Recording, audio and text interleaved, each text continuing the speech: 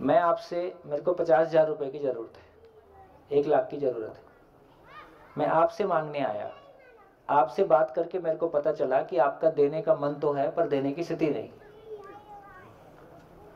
दूसरे से मांगने गया, उससे बात करके पता चला कि इसकी देने की स्थिति तो है पर देने का मन नहीं है।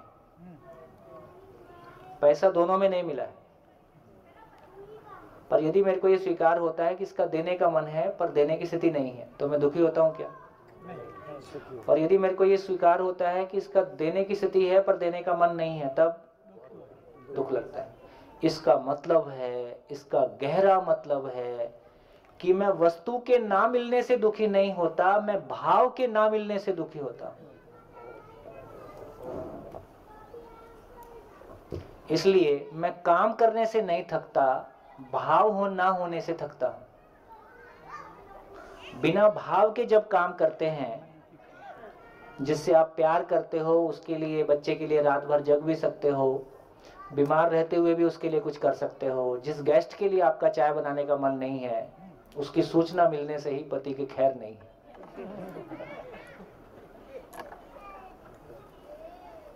तो इसका मतलब यह हुआ कि हम वस्तु की कमी से पीड़ित नहीं होते, भाव की कमी से पीड़ित होते हैं। वस्तु की कमी भी भाव में कमी को रिफ्लेक्ट कर देती है। ये मेरा मकान छोटा है, आपका मकान बड़ा है, तो मेरा मकान छोटा होने से क्या मेरा भाव छोटा हो जाता है? तो मेरा मकान छोटा होने की वजह से यदि भाव छोटा होता है तो मैं दुखी हो जाता हूं। मेरा मकान छोटा होने से भाव छोटा नहीं होता है तो मैं दुखी नहीं होता। ताली जोर से बजा सकते हैं। ये भाव की दुनिया है। इस जीवन को ना 10,000 करोड़ छूता है, ना 50,000 करोड़ छूता है, ना 1 लाख करोड़ छूता है। इसको कोई फर्क नहीं पड़ता तुम्हारा करोड़ किस काम का। खुद की जिंदगी में वो कोई तृप्ति नहीं देता। इसलिए कल जब हम चर्चा कर रहे थे जिंदा रहने और जीने की, कितना पैसा होने से भाव और विचार हमेशा के लिए पूर्ण हो जाएगा, कितनी सुंदर शक्ल होने से मेरा भाव और विचार पूर्ण हो जाएगा, कितना बड़ा पद होने से मेरा भाव और विचार पूर्ण हो जाएगा। तो इससे क्लैरिटी बना कि जिंदा रहने का कोई भी सामान जीने को छूता भी नहीं है। धरती की सारी संपत्ति और सारा पद एक आदमी की जिंदगी में सुख को छू नहीं सकता, ये भी नियम है। छू नहीं सकता, मिलना तो बहुत दूर की बात है। तो सामान की औकात कुल इतनी है, उसकी हैसियत कुल इतनी है कि वो मेरे और मेरे अपनों के जीने के काम आता है, जिंदा रहने के काम आता है, जीने के काम नहीं आता है। तो इस पूरी चर्चा से क्या निकला?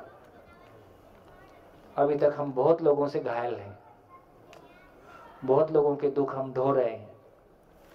तो एक बार सोच के देखिए कि जिससे आप दुखी हैं, उसने आपको दुखी करने के लिए ऐसा किया था, या उसने अपने सुखी होने के लिए कुछ किया और मैं उस घटना में दुखी हुआ। जैसे ये निष्कर्ष निकलता है कि उसने मुझको दुखी करने के लिए कुछ नहीं किया, तो आपका उस व्यक्ति के प्रति